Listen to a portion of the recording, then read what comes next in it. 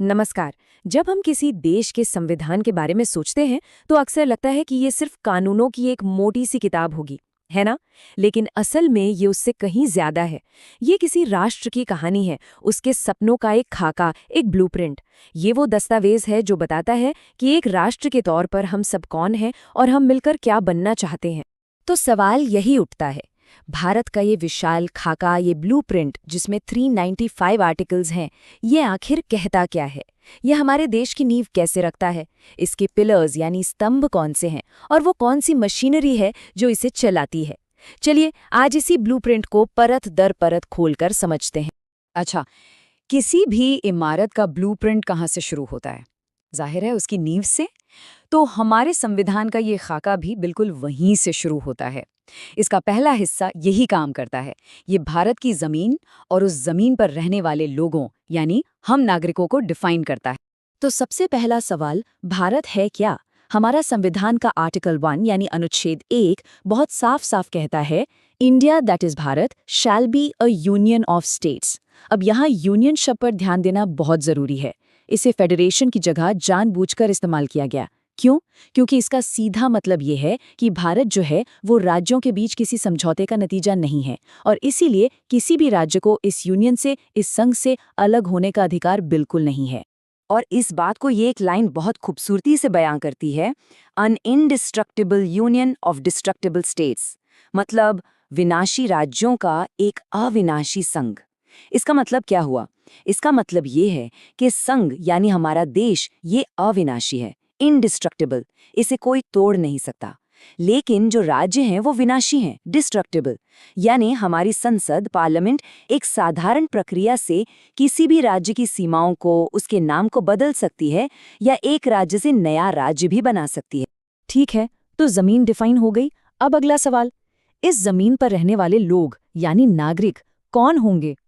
तो देखिए, संविधान ने आर्टिकल 5 के तहत इसकी एक शुरुआती परिभाषा तो दे दी, पर इसमें दो बातें बहुत अहम हैं। पहली, आर्टिकल 9 के मुताबिक भारत में डुअल सिटीजनशिप यानी दोहरी नागरिकता अलाउड नहीं है। और दूसरी बात, आर्टिकल 11 ने भविष्य में नागरिकता से जुड़े सभी कानून बनाने की पूरी शक्ति हमारी संसद को दे दी। तो इस तरह हमारे ब्लूप्रिंट के पहले हिस्से ने हमें एक इनडिस्ट्रक्टिबल यूनियन और सिंगल सिटीजनशिप का एक बिल्कुल साफ आधार दे दिया। चलिए, तो अब हमारे ब्लूप्रिंट में जमीन तय हो गई, उस पे रहने वाले लोग भी तय हो गए। अब बारी आती है उन पिलर्स की, उन स्तंभों की जो इन नागरिकों की हिफाजत करेंगे और हमारे राष्ट्र को एक नैतिक दिशा दिखाएंगे। और ये स्तंभ है हमारे मौलिक अधिकार और राज्य के नीति निर्देशक सिद्धांत। संविधान का पार्ट 3 हमें देता है फंडामेंटल राइट्स यानी मौलिक अधिकार। और इन्हें हम कैसे समझे? इन्हें हम एक ढाल की तरह समझ सकते हैं, एक ऐसी शील्ड जो हर नागरिक को स्टेट की यानी सरकार की बेहिसाब ताकत के खिलाफ मिली हुई है। ये वो गारंटी हैं जो ये पक्का करती हैं कि हर नागरिक सम्मान और आज़ादी के साथ जी सके। अब यहाँ एक और चीज़ समझना बहुत ज़रूरी है, मौलिक अधिकार और directive principles of state policy के बीच का फ़र्क। ये दोनों एक नहीं हैं। जैसा हम यहाँ देख सकते हैं, फंडामेंटल राइट्स जो हैं वो जस्टिशिएबल हैं, मतलब उन्हें लागू करवाने के लिए हम अदालत जा सकते हैं, वो नागरिक की ढाल हैं। दूसरी तरफ जो डायरेक्टिव प्रिंसिपल्स हैं वो नॉन जस्टिशिएबल हैं, वो स्टेट के लिए एक मॉरल ड्यूटी, एक नैतिक कर्तव्य तो हैं, लेकिन उन्हें लागू करवाने के लिए कोई कोर्ट नहीं जा सकता। हाँ, देश को चलाने के लिए वो बहुत ज़रूरी हैं। वैसे तो हमारे संविधान में कई फंडामेंटल राइट्स हैं, पर कुछ तो ऐसे हैं जो हमारी आज़ादी के बिल्कुल बुनियाद हैं। जैसे आर्टिकल 14 यानी कानून के सामने सब बराबर, आर्टिकल 19 जो हमें बोलने की, अपनी बात रखने की आज़ादी देता है, article 21 right to life and personal liberty. और सुप्रीम कोर्ट ने तो समय के साथ इसका दायरा बहुत बहुत बड़ा कर दिया है। फिर है आर्टिकल 23 जो किसी भी तरह के शोषण को रोकता है। ये सब मिलकर हर नागरिक के लिए एक सुरक्षा कवच बनाते हैं। लेकिन सोचिए, इन सारे अधिकारों का क्या फायदा अगर इन्हें लागू करवाने का कोई रास्ता ही ना हो? बस यहीं पर आता है आर्टिकल 32। और इसी वजह से डॉक्टर BR अम्बेडकर ने इसे संविधान का हृदय और आत्मा कहा था। पता है क्यों?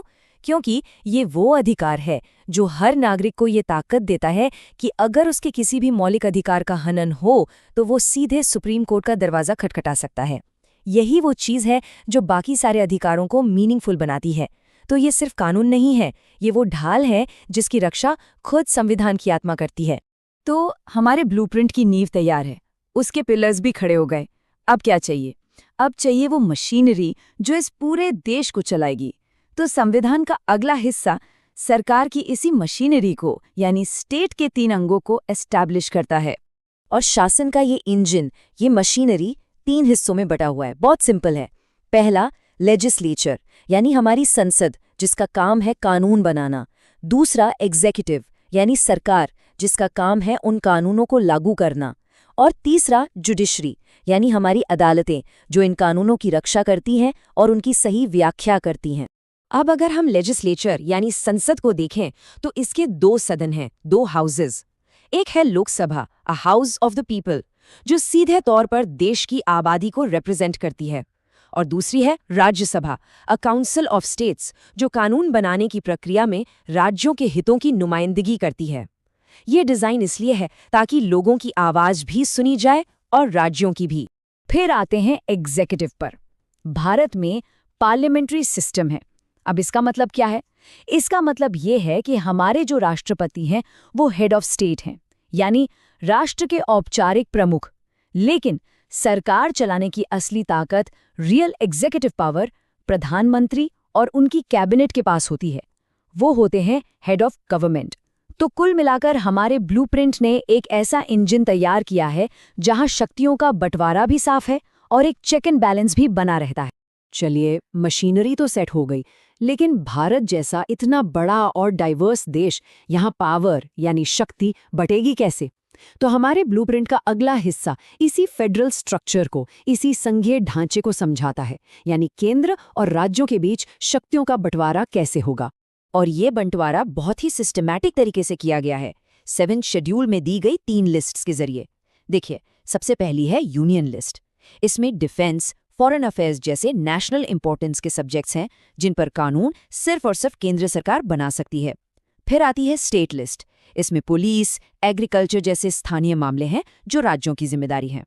और आखिर में है कंकरेंट लिस्ट, जिसमें एजुकेशन, फॉरेस्ट जैसे विषय हैं जिन पर केंद्र और राज्य दोनों कानून बना सकते हैं।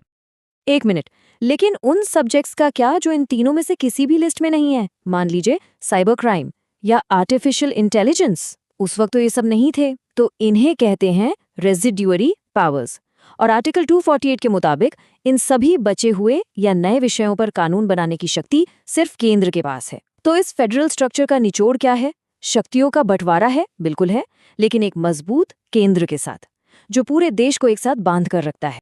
तो अब तक हमने देखा कि ये ब्लूप्रिंट देश की नींव कैसे रखता है, उसके पिलर्स क्या हैं, उसकी मशीनरी कैसे काम करती है और पावर कैसे बंटी हुई है। लेकिन एक बहुत बड़ा सवाल, क्या ये खाका पत्थर की लकीर है? बिल्कुल नहीं। और शायद यही इसकी सबसे बड़ी खूबी है कि ये एक इवॉल्विंग, एक जीवंत दस्तावेज है। हमारे संविधान को एक लिविंग डॉक्यूमेंट कहा जाता है। इसका मतलब ये नहीं कि ये कोई किताब है जो अलमारी में रखी है। नहीं, इसका मतलब है कि ये समय के साथ सांस लेता है। जैसे जैसे समाज बदलता है, नई ज़रूरतें आती हैं, नई चुनौतियां आती हैं, ये खुद को उनके हिसाब से ढाल लेता है। और इसकी असली ताकत इसी एबिलिटी टू अडैप्ट में है, इसी अनुकूलन में है। और इसका सबसे बेहतरीन उदाहरण है आर्टिकल 21 का सफ़र। ज़रा इस टाइमलाइन को देखिए। 1950 में ये सिर्फ राइट टू लाइफ था।